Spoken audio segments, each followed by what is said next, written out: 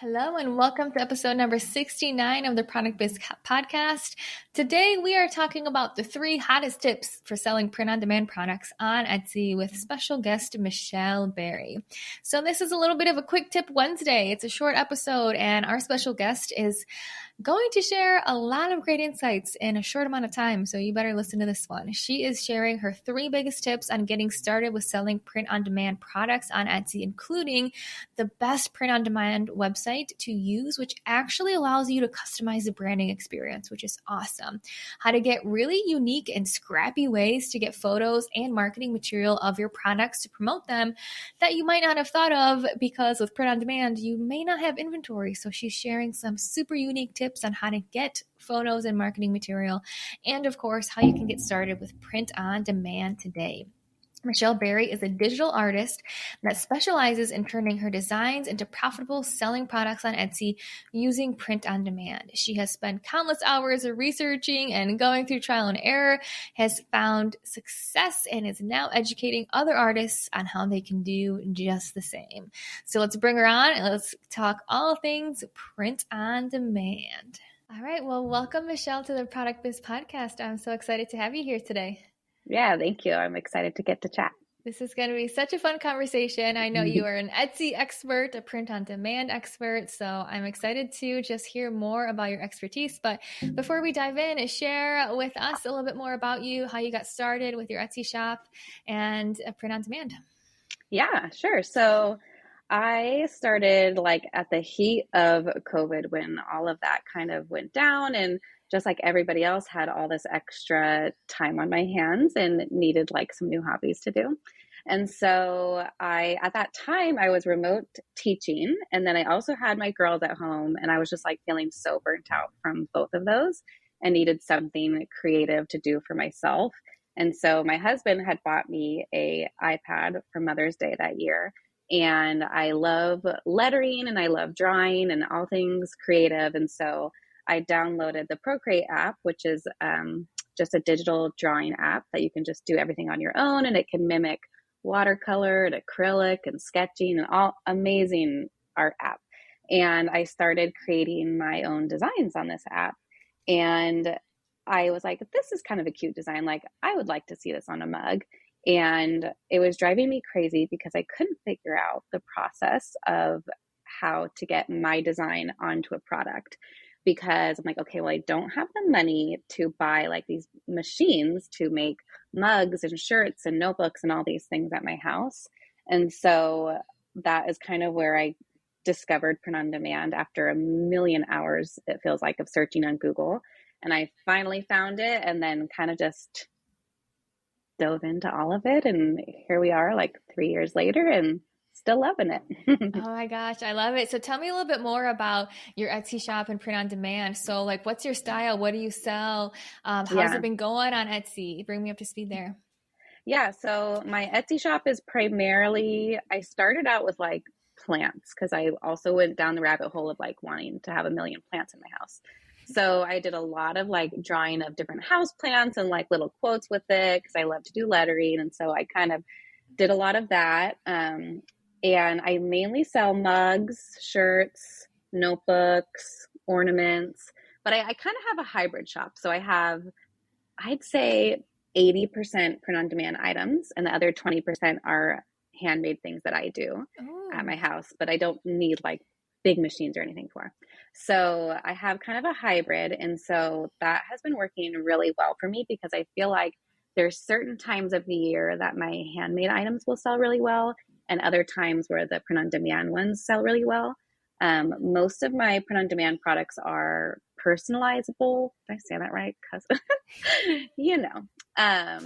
And so those are really good sellers for the holidays.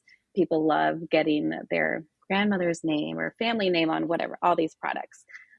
So it's kind of nice to have a balance of both handmade and print on demand to kind of boost one or the other throughout different times of the year. So it definitely ebbs and flows. I'd say all year, over the last 3 years, it's such a roller coaster. You never know what you're going to get, but I feel like it's exciting, and I love being able to do trial and error on different things and see what works. Yeah, love it. And what are your handmade products? So what do you make? Yeah, so I make copper plant tags for like little labels for Oh, people's gardens. So those are really popular. Just these, I don't know, they just say like mint and cilantro and I love parsley, and it. they're great. I love those. And then I also sell rattan earring holders. So just little earring holders for people to put on their walls. I make those, and then that's my two big handmade sellers that I do. And it's funny because those two I had made for myself.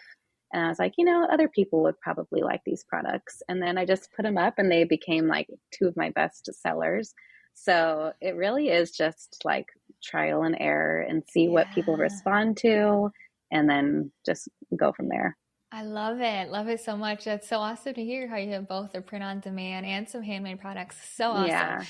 So I do want to dive into a little bit of on print on demand. So I'm hmm familiar with print on demand, but if someone listening isn't, how would you describe what print on demand is? Man, it is a lifesaver. I feel like like I said, if you don't have the technical ability to be able to create these products on your own at home, or you don't want to deal with inventory or shipping, like Print on Demand takes care of all of that for you. So they are your print provider. They're the in between you and the customer. So you create the design and then you put it on a product on their website, and they have so many products to choose from. So you're really not limited on what you want to offer in your shop because they have so much. And so you design the product and then they will ship, or they'll print the product for you, they'll ship it to your customer. A lot of them have like custom packaging so they can make it more tailored to your brand. So they really are that middle party between you and a customer if you don't have that technical ability to do it yourself. Yeah, I love it. And essentially, how it works for a customer is, and correct me if I'm wrong, so they would buy something on Etsy, you designed it, you determine if you want it on a mug, on a sweatshirt, on a t shirt, Mm-hmm. whatever, you put it on Etsy. But when someone buys it, then the print on demand, that middleman is basically going to Mm-hmm. print it, fulfill it, and send it to them and take care of all of that, Yes. right? Yeah. Yeah. And I really love that because for me, I get to just focus on the art aspect, which is what I initially wanted to start out with, anyways. Like, I didn't want to have to be the one printing it and figuring out all of that part of it. And I think that I do a good job of being pretty upfront with customers. Like, I'm never going to hide that an item is print on demand. Like, I'm really transparent about that because I don't want somebody getting a package and being like, this doesn't look like maybe your other product that is handmade, like the packaging that they would get if I had sent it. So I feel like if you do go the print on demand route, like being really clear and transparent with people, because you can tell a difference in the shipping, at least in the packaging. So I think that's a good tip, is just to be really transparent with people about Yeah. what it is. I love it. And let's dive into that a little bit more. So print on demand packaging. So essentially if you're working with this like middleman, this third party Mm-hmm. company, you necessarily can't control the packaging, right? Like they're Right. creating, printing, making the Mm-hmm. mug, shipping it, so it's their packaging. But you mentioned that there are some companies where you can do a little bit. So tell me more about that because I haven't heard about that before. Yeah. So there's a couple that only offer it through, or like for a few products, and I don't typically choose those companies. So my main company that I work with is called Print and Mint, and they have the best custom packaging. There's two options. You can do just the free packaging that comes with every product, no matter what. And then there is a deluxe packaging, which is 10%, I believe, of the total fee. But the free part is still amazing. You still get to choose like what crinkle colored paper you want. You Wow. get to upload your logo and they'll print it on a sticker for the outside of your Wow. box. You pick what color twine they color or wrap it up with. And so there's still lots of ways to kind of help, or to kind of tailor it towards your colors and your vibe of your shop, which I really love. And then the custom one is, or the deluxe one is still great, but with that extra fee, it might not be great for everybody. But with that one, you can even add in like a little promo card inside of it. And so they do a really good job of offering a lot of different custom packaging, but then also if you're just doing the free version, which I do, I only do the free version, the packaging is still amazing. Like it is Wow. very well done and really good quality. Oh So my gosh, I love that because I'm only yeah, vaguely familiar with Printify, and I believe that one, yeah, it's like it just they comes in a don't. box, is what it is. Yes. Like you know it's coming from someone else. And I've Yep. ordered a couple things from Yeah. people, but love to hear. You said it's called Print and Mint, is that correct? Yeah. Oh my gosh, Yes. I love it that you can actually customize the color. And if It's you so want to do great. that marketing card, I love I it because know. I I know. truly feel, I love how you said you're transparent with the customers on Etsy, but I do feel like Etsy customers love those additional touches. So it's really the best of both Yes. worlds. You're being upfront, Totally. letting them know, but there is a little bit of personalization with the branding and things like that. So best Yeah. of both Yeah. worlds right there. I love it. Totally. And it Printed Mint prices for their products is a little bit higher than Printify or Printful or wherever else, but I feel like when you step back and look at everything you're getting from Printed Mint, it's well worth the money. Like the product quality, the printing, the customer service, the packaging, everything when you put it all together totally justifies the price that I'm or telling my customers to pay. Like it Yeah. totally justifies that. So definitely shop around and kind of get samples from various companies to see what works for you. But I've just found that that company works best for me and what I would like to show myself as. Yeah, I love it. Such a good tip. Perfect. Now, the next thing I want to ask you is with print on demand. So, like we said, like you don't have inventory, right? You use a third Mm-hmm. party. So, how do you really like market your products and your shop when you don't have physical products at home from not having inventory in this case? Yeah, so a few things. One way is when a customer does buy one of my products, I'll typically ask them if they don't mind sending me some pictures of it. And some pictures aren't great, but some pictures are good. And then I will ask, like, is it okay if I use these on my social media, just to kind of promote what those products look like in somebody's hands? And Yeah. oftentimes people will say yes, they love being tagged in things and featured on your page, and that is great. Another way is I'll try a lot of the print on demand mock-up photos aren't great. And again, people can really tell on Etsy when it's just from a print on demand website. So I'll try to make my own mock-up photos. I'll just go onto different websites that have stock photos and try to find ones that look more realistic, and then I'll bring my design into that. But again, those ones are still a little like you can still tell that these are stock photos. And then usually what I'll do is I'll try to buy samples of my products, which is getting the product and spending the money on it. But I feel like I make up for it because I'll get a sample of a product and I'll take a bunch of my own pictures and videos of it. And then I use that product as giveaways for my social media Mm, so that other people are seeing it. I'm getting engagement on my social media. That product is getting in the eyes of a whole bunch of people who are saying, like, oh, that's cute. I want to win that. And then if they don't win, then maybe they're going to go buy it, or at least they've clicked on the link to see it.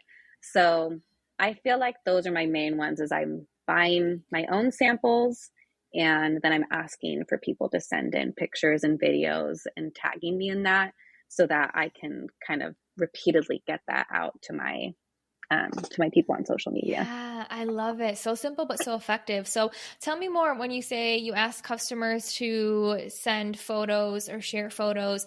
So does that Mm-hmm. mean you're messaging your Etsy customers and asking them, or what's your actual process? What do you mean? How do you do that?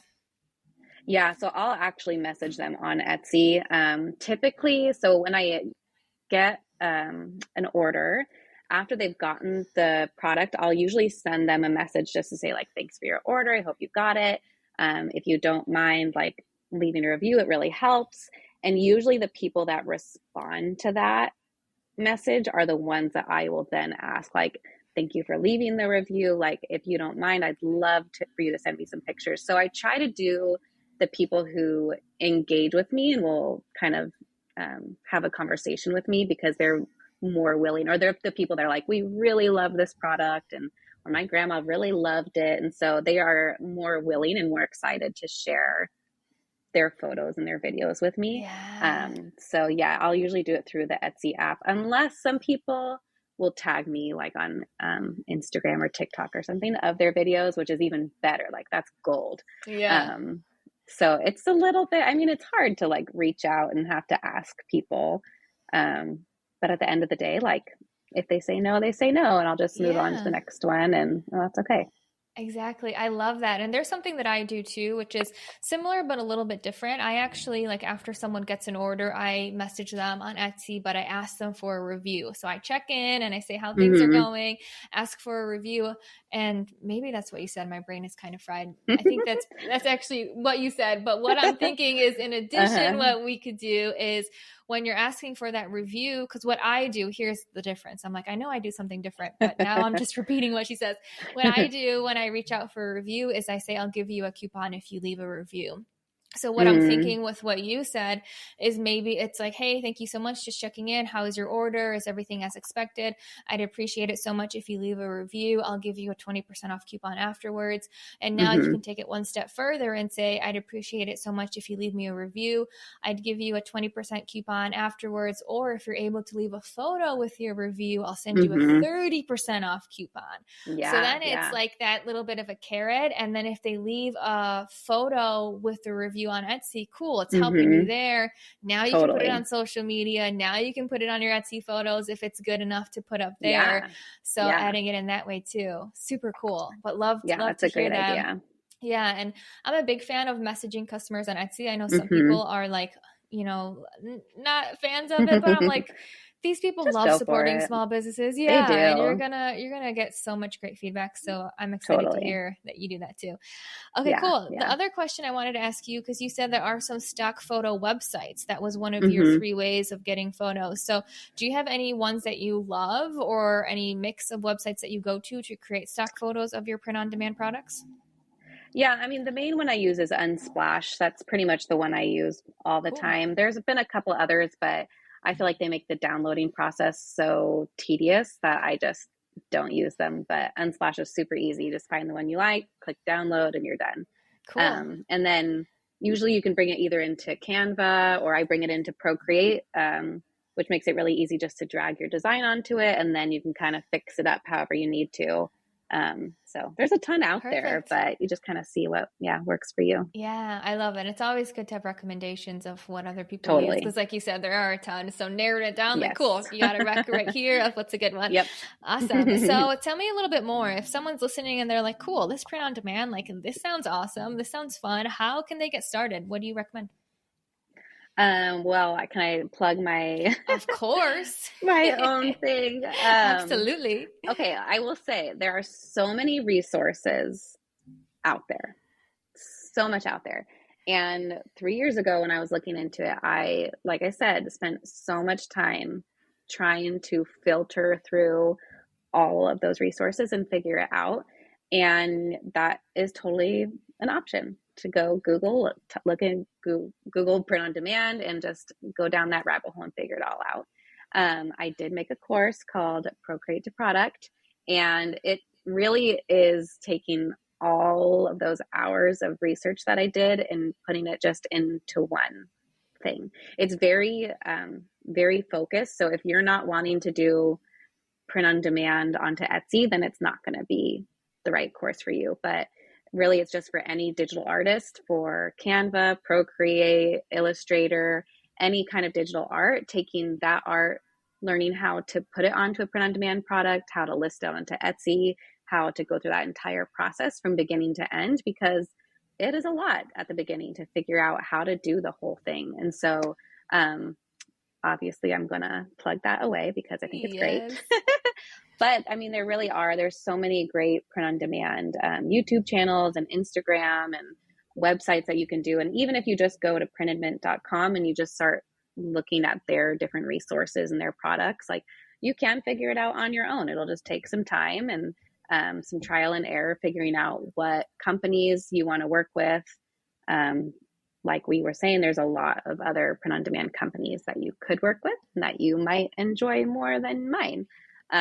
But a lot of that is going to be trial and error, just figuring out who has good print quality, who has good customer service, and then figuring out how to put those listings onto Etsy and how to market a print on demand item, because it is tricky at times. Yeah, 100%. And I'm such a big fan of like, if you're serious about something, if you have an idea and you really want to bring it to life, like learn from someone who's done it. Because like you said, Totally. sure, there's a ton of free resources, but you alluded to all the trial and error that comes with it, that it's like you either can sign up and learn from an expert or spend your own time trying to figure it out. So love that you shared that. Where can people learn more about the course that you do offer?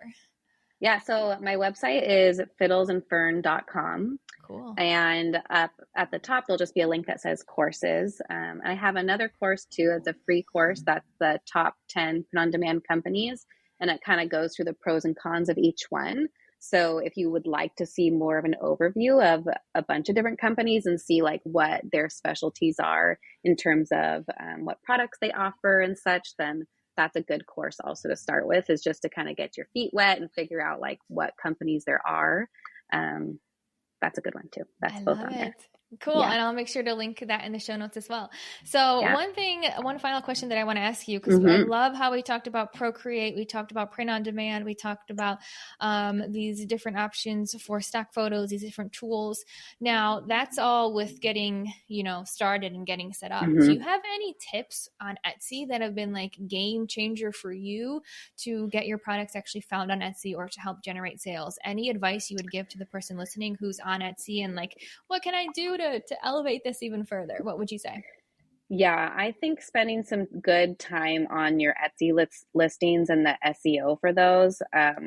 Sometimes I'll just throw up a listing and it performs terribly until you really go in and dive into like, what are the keywords that are showing up for my listing, and spending time on the titles and the tags and the description. Like those 3 areas are so important. So I think once you decide that that's the route you're going to go on, spend some time researching, do some YouTube videos, whatever you need to do to really learn about, okay, how to best get my SEO up for my shop and my listings, because that's really how you're going to get seen, is to make sure that those spots on your listing are ready to go. Yes, love it. Always the emphasis on SEO and titles and tags, just to re-emphasize the importance. Absolutely love it. Cool. Well, thank you so much, Michelle. I would love for you just to share your Instagram where people can find you. Share with us the link one more time for your courses for everyone who's listening.